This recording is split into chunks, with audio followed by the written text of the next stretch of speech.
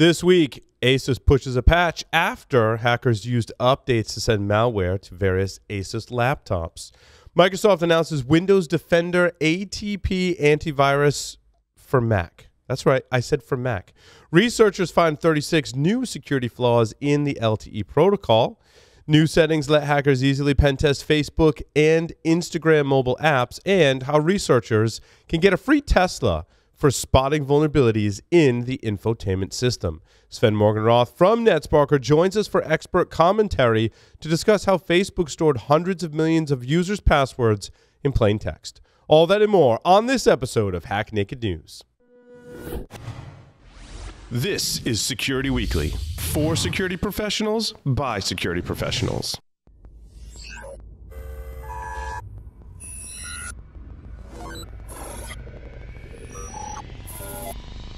Broadcasting live from G-Unit Studios in Rhode Island, it's the show that brings you the security news each week. And despite popular belief, we do wear pants. It's Hack Naked News.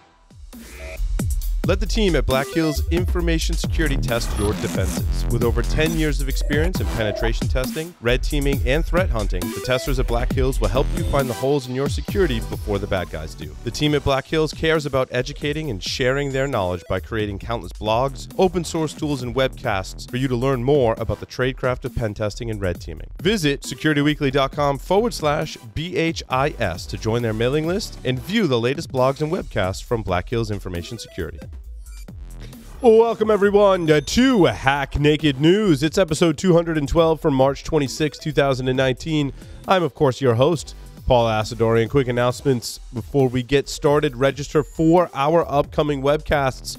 One is actually today, and the other one, there might be more scheduled. But at any time, you can go to securityweekly.com/webcast. If you've missed any of our previously recorded webcasts, you go to /on-demand. And, of course, if you want to request a guest on the show or suggest a guest to be on the show, securityweekly.com/guests. You can find that all at securityweekly.com. As well as our survey, if you go to securityweekly.com and you go to the subscribe page or listener survey, anyway, just go to the website, fill out the survey, and it's based on the Security Weekly 25. That's right, it's 25.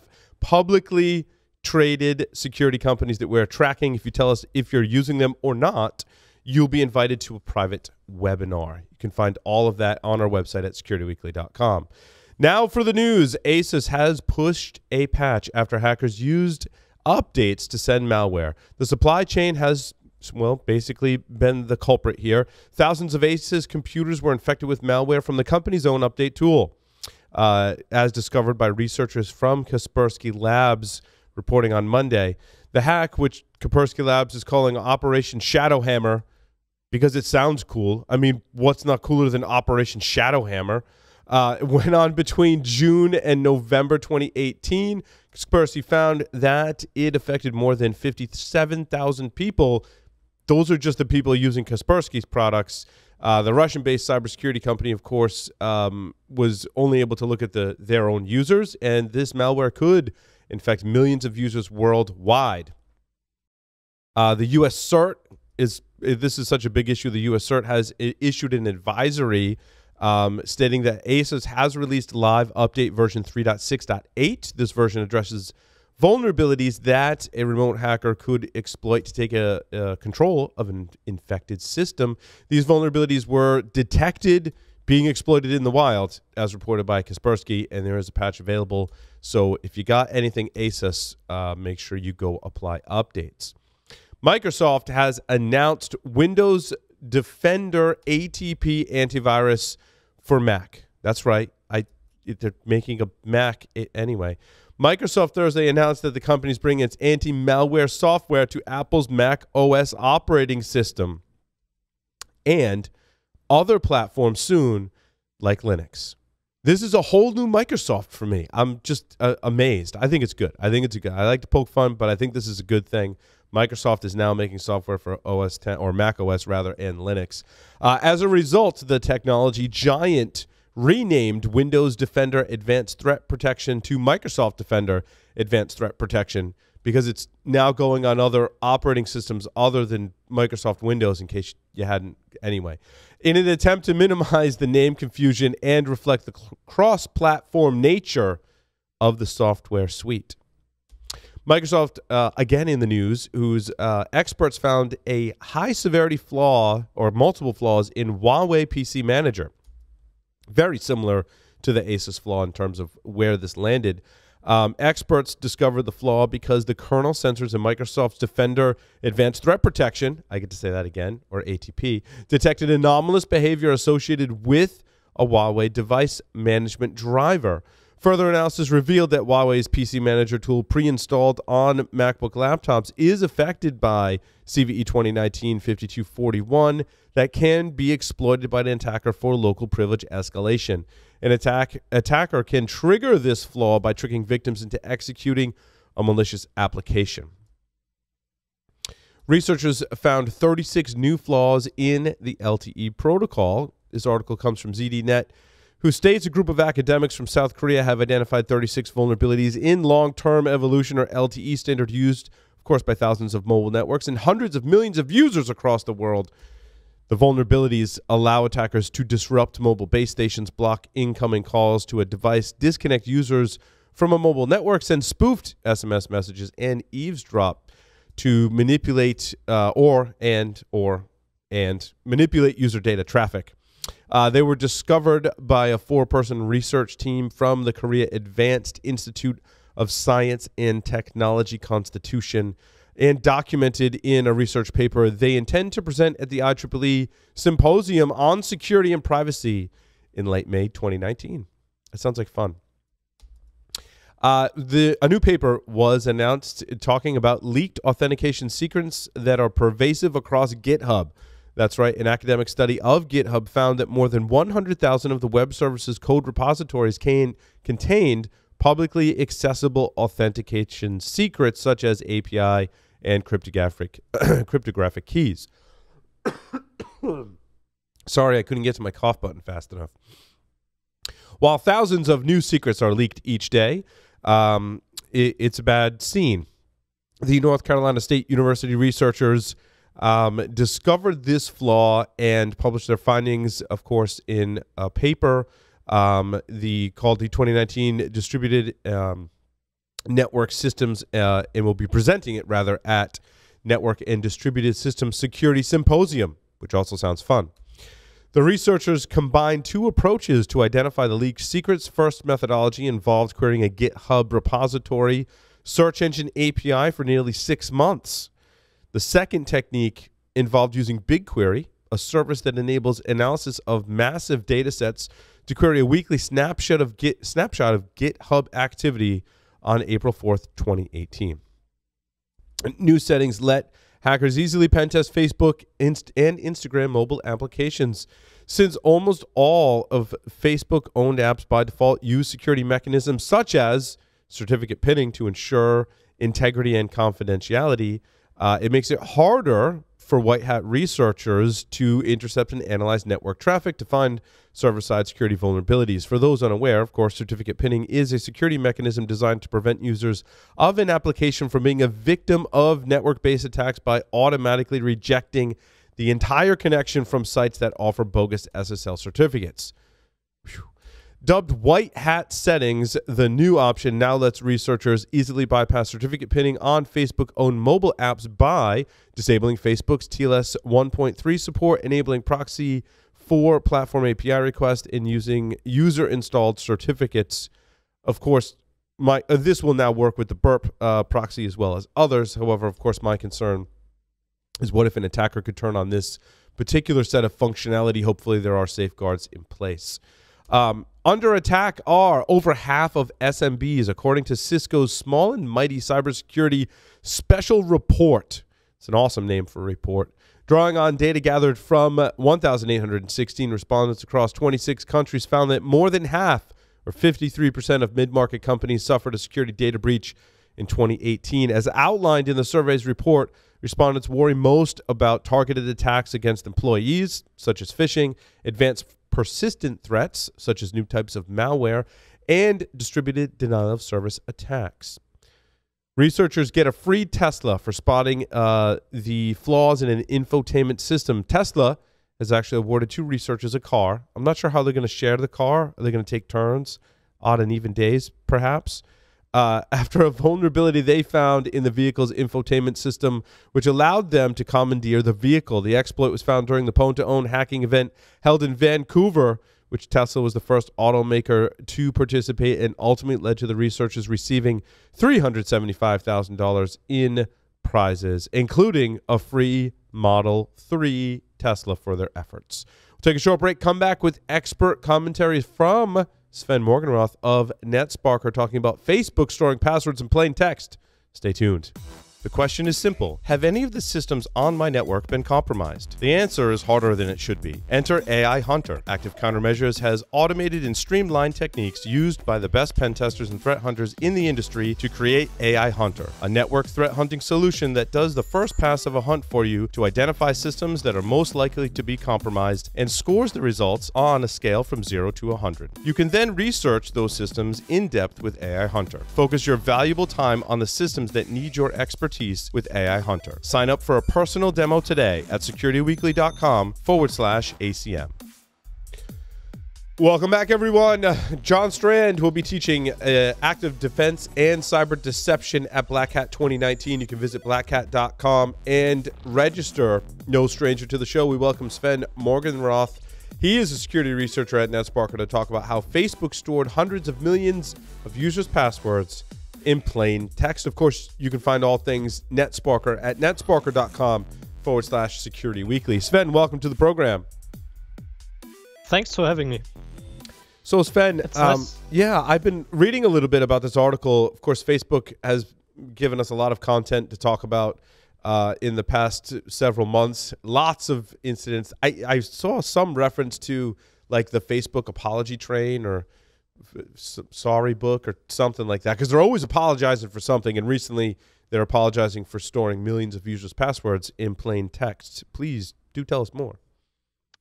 Exactly. So they had a lot of bad luck lately, and were in the headlines a lot for mostly negative stuff, a little bit more than usually. And lately they haven't been caught, but they found out that they inadvertently stored hundreds of millions of passwords in plain text, which is obviously bad, as we all know. So they say that there's no proof that anyone outside of Facebook accessed them, actually. But it's still very problematic to be honest, to store them in plain text. Usually you would, as you probably know, store them hashed, ideally with a salt. And yeah, so they didn't do that, or maybe they did, but they actually locked the plaintext passwords accidentally. Anyway, so they were accessible, they were on their servers, and apparently they were up to 600 million passwords affected. Between 200 and 600 millions, they aren't sure yet, though they actually tend to say it's on the lower boundary, not actually 600 million. They affect Facebook Lite users. There are a few hundred millions or hundreds of millions of users they want to notify. With Facebook Lite, there are tens of millions of regular Facebook users and like tens of thousands of Instagram users. And if you don't know, Facebook Lite is actually an app, or actually a Facebook site for users that don't have much bandwidth, like or where the bandwidth is the data plans are very expensive. And it doesn't use that much data as the regular app. It's also only 1 MB. It's an Android app that's 1 MB. To compare it with the Facebook iPhone app, it's like 250 MB big. And yeah, so these users were primarily affected, but others were as well. Now, if they were actually 600 million users that were affected, then that would be like a quarter of Facebook's total users, which is quite a lot. Yeah, so that flaw that led to these passwords being stored in plain text was actually introduced sometime in 2012, so over 7 years ago. Oh, is that why there were so many records, Sven? Because they've been logging these basically since 2012. Yeah, I think so. And users, I think is kind of an ambiguous term, right? Because how many of those, number one, were bots, and two, how many of those accounts could be deactivated today? Exactly. We don't know yet. I don't know if we will ever know. Facebook didn't provide very detailed data about it. So Brian Krebs did some research. They were actually first to report it. So he was first to report it. And his insiders also said that they actually tried to keep the numbers down by only counting data that was in-house or something like that. So they actually tried to do some tricks to keep that number low. And I think that is something they might have done in the past. I'm not sure. Sometimes you hear about that there were actually more data sets shared with Cambridge Analytica or something like that. When the news broke a few months later, a few weeks, than initially reported.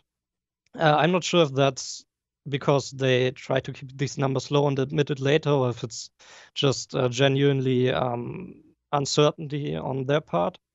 But yeah, so it's in the article from Brian Krebs that they try to do that, and they weren't very specific about it in the end in the Facebook and the post on Facebook that they shared.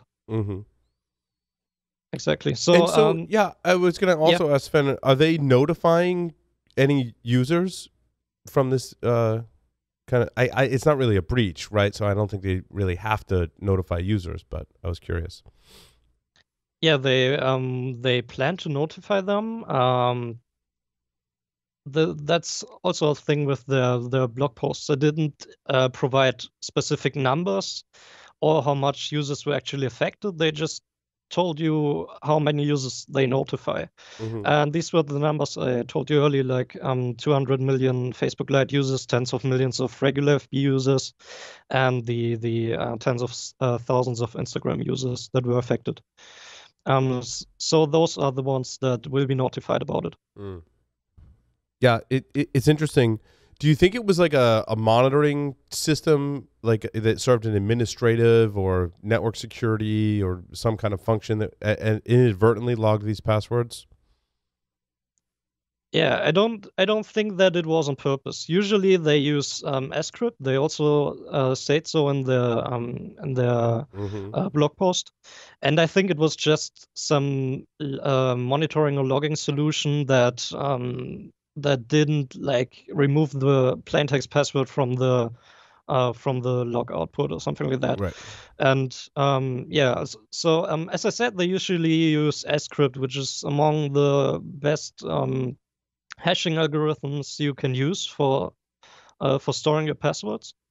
It's so it was actually developed because the other hashing algorithms were prone to brute force and with specialized hardware. And script tries to minimize that risk by actually not only taking into consideration how long it takes a password to get cracked or hash to get cracked, but also how much it will cost an attacker to do so. And they use some very memory intensive tasks to calculate these hashes. And that means that that it will in the end be quite expensive to break it. And they do so by storing intermediate values on the like in the RAM,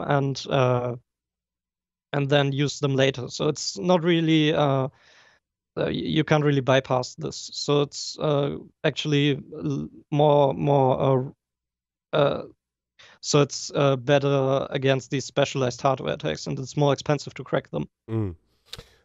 So, I mean, moral of the story, you got to change your Facebook password just to be safe. If you have a Facebook account, you should probably change the password.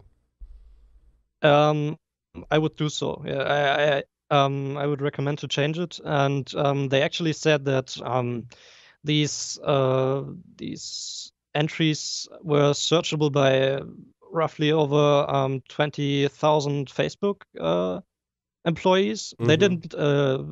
They didn't actually abuse it or something like that. So they weren't able to say that any Facebook employee was accessing them and abusing these passwords. But I would certainly do so. Of the 20K employees that were able to access them, actually 2,000 did access data elements with the password. Interesting. Well, Sven, thank you so much for sharing that information with all of us here at Security Weekly and our audience. Thank you, everyone, for listening and watching this edition of Hack Naked News. Sven, again, thank you so much. Netsparker.com/Security Weekly to find out more.